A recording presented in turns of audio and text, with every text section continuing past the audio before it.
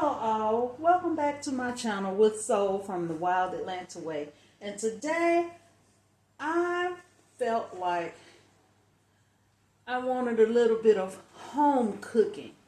If you guys don't know, I'm from the South in America, and I wanted something that was a little bit of comfort food. It's been a little rainy, it's been a little cool here in Ireland, so today I decided I wanted me some butter beans and some ham hocks and cornbread. So that's what we're doing today. Now, they don't sell smoked ham hocks over here in Ireland the way they do back in the States. So my best option, substitution, because that's what I'm all about here, is finding some of the things that you can't find here in Ireland. Find some of the things from back home that you can't find over here in Europe. So today I went to Dunn's grocery store and I got a already cooked ham hock. Couldn't find any dried butter beans, so we're going to have to substitute those with the canned butter beans. And also, this is all going into it. I have one large onion, one shallot, and a couple of cloves of garlics. And today we're going to turn this into a, oh my God, I miss home, but this is taking me a little bit closer to it meal. So like I said, we're doing butter beans and cornbread with ham hock. Okay, let me prep this and I'll see you guys in a little bit. Okay, so we have the ham hock in here, and you see how massive it is. It is humongous, and it has been cooking down and releasing all of its brothy goodness into this water, and this is the water that we're going to use to cook our beans in. Now I have 4 cans of butter beans, and I'm going to drain the juice off of 2 of them, since as you see there is plenty of broth in here and everything is already done, but you want the ham hock to tenderize, and you see the meat starts to flake off of the bone there, so you want to drain the juice off of 2 cans of your butter beans before you add them in, so it won't be too, how you say, wet, because you want it to be you want it to thicken up a little bit. You don't want your butter beans swimming around in just broth. You want it to kind of be like soup consistency. Okay, so I'm going to add my butter beans in here, and then we'll come back and add the other ingredients. Okay, so I had to change pots because that little pot wasn't going to hold 4 cans of lima beans, or butter beans, and a ham hock. So I've changed pots and put it into a wider, deeper pot. And now I'm going to add my onions, my shallots, my garlic, and I forgot to mention to add bay leaves. And I have 2 good-sized bay leaves. I'm going to empty that into the pot. And we're going to get that all mixed up. The ham hock itself cooked for about 45 minutes so it can start getting tender, so the meat can start kind of easily flaking off the bone. So I'm just going to mix this in, and I'm going to let this combine. You don't want to add any salt to this. The ham hock is salty enough. Okay, so I'm going to mix this together, and this is going to simmer in the pot for about 30 minutes. And while this is simmering, I'm going to get my cornbread ready. Okay, I'll see you guys in a bit. Okay, so now that we have the beans on the stove and simmering, we're going to start on our cornbread.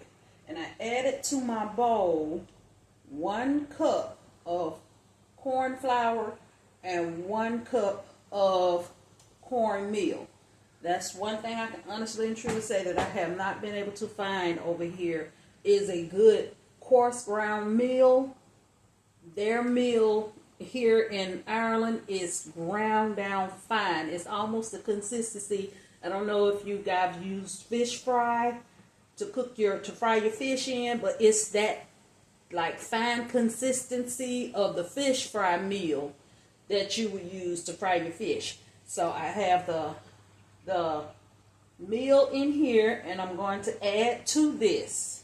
I'm going to add a half a teaspoon of baking powder because the meal over here does not rise like I want it to when I'm making my cornbread. I want it to kind of lighten up, get a little add.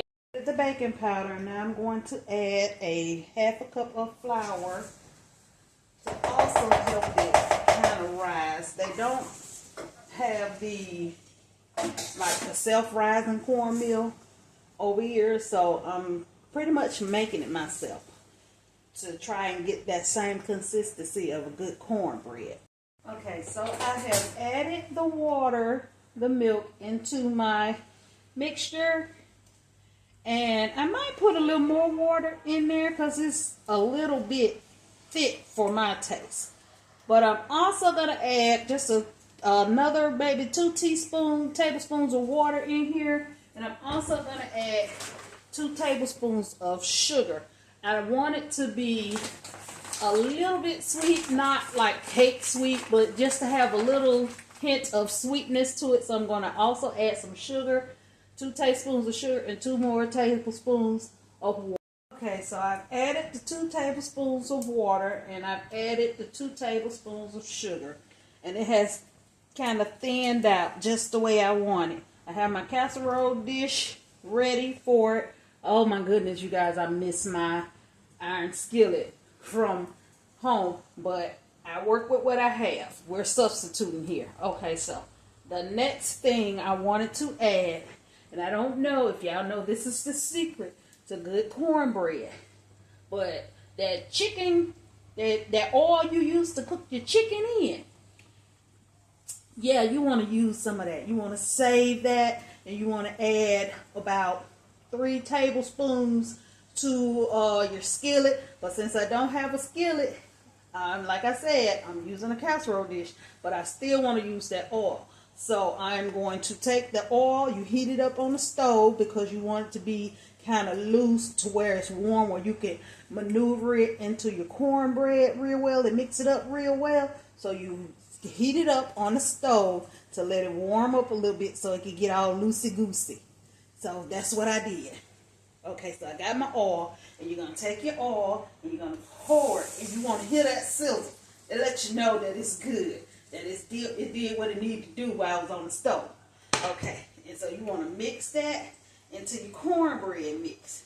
And when I tell you guys, it makes all the difference. Now, if you're making like a honey butter cornbread or something like that, you can use it in there. But this is not going to be any honey butter cornbread. Let me cut this eye off.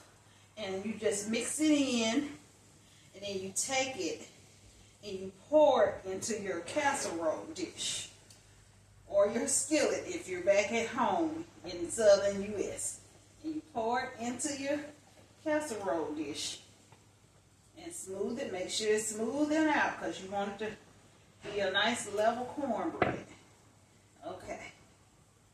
And I am just going to smooth this out, make sure it reaches all the corners, because like I said in my macaroni video, the corner, the edges, those are the good parts. Okay. So, we smooth this out. And you're going to want to take this and put it into a 350 degree oven. So dinner is ready, and I made the macaroni on the last video, so I didn't remake that video, but we have macaroni, ham hock, some butter beans, and some cornbread, and I'm gonna let my taste tester tell me how I did. There we go. That's so much. To where to start to first.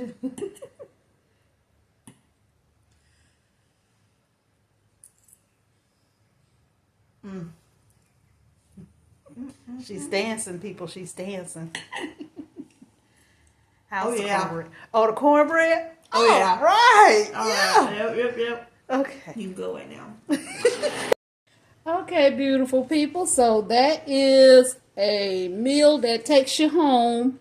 Sometimes all you need to feel a little closer to home is food from home, to cook a meal from home.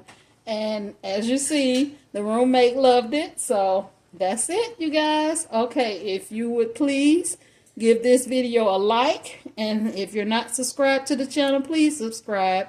And I just want to thank you guys for watching my video.